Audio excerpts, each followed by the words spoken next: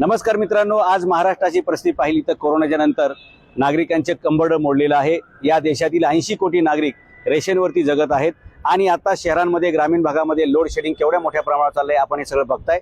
हे एका बाजूला चित्र आहे महाराष्ट्राचं देशाचं, दुसऱ्या बाजूला हे सरकारी अधिकारी असे निबरगट्ट होऊन बसलेले आहेत आणि एक लाख रुपयाची एसएन त्याची 20,000 रुपयाची बिलं आणि अशा प्रकारे कोणत्याही अधिकाऱ्याला S30 श्रेणीच्या खालच्या म्हणजे मी जिल्हाधिकारी कार्यालयात आहे, जिल्हाधिकाऱ्याला सुद्धा एसी बसवण्याचा अधिकार नाही, ते बेकायदेशीर आहे असं आम्ही व्हिडिओ काढला गेल्या महिन्यात। सर्व नागरिकांनी त्याच्यावरती अंमलबजावणी केली, त्यांनी सगळीने शेअर केला, परंतु प्रशासन काय हल्लं नाही। म्हणून आज या प्रशासनाला, या जिल्हाधिकाऱ्यांना आम्ही कायदेशीर नोटीस दिलेली आहे की तुम्हाला 1991, 2012 आणि त्याच्यानंतर 2022 असं 3 वेळा शासनाने आदेश काढला आणि तो आदेश काढून सुद्धा हे लोक एसी काढत नाहीत।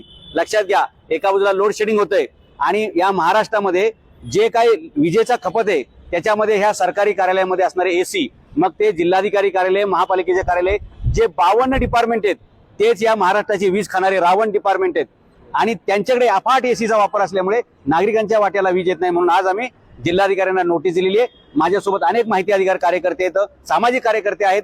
आपण सर्वांनी अशाच प्रकारची नोटीस जिल्ह्यामध्ये जिल्हाधिकाऱ्यांना आणि तहसीलदारांना बजवायची आहे। अगदी ग्रामसेवकापासून, ग्रामपंचायतीपासून सुरुवात करायची आहे आणि हे कायद्याचं राज्य आहे आणि सगळ्यांच्या फायद्याचं राज्य असलं पाहिजे। इथं लोकांना म्हणजे घामाच्या धारा निघतायत, 32 डिग्रीचं टेम्परेचर 42 वरती गेलेले आहे आणि हे लोकांचं दुःख काय, लोकांना अडचणी काय हे समजून न घेता मस्त गार हवा खात एकदम मस्त गार राहिलेले आहेत आणि लोकांची कामं मात्र एकदम बाद केलेली आहेत। त्याच्यावरती हे आपण उपाय काढलेला आहे। जिल्हाधिकाऱ्यांना या महाराष्ट्रात प्रथम नोटीस देण्याचा सन्मान या जनतेमुळे मला मिळालेला आहे आणि लवकरच या महाराष्ट्रातील सर्व शासकीय कार्यालयातील एसी काढलेले तुम्हाला दिसतील आणि नाही काढले तर हे सर्व अधिकारी कोर्टात हजर दिसतील।